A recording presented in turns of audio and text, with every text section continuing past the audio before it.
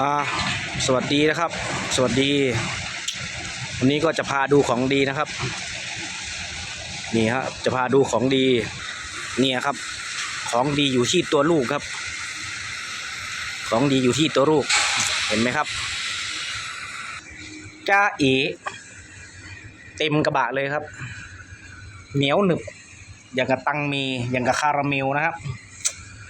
ปวดหัวกับคนมิกยางครับแต่ละวันสูตรติดด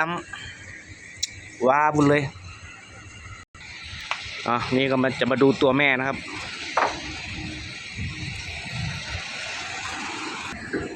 นี่นะครับตัวแม่ดีหน่อยนะครับไม่ค่อยมีเท่าไหร่ถือว่าใช้ได้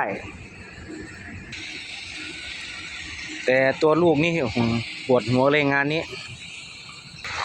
สงสัยคงหมดน้ำมันเป็น20 ลิตรแล้วนะมั้งว้าวุ่นเลย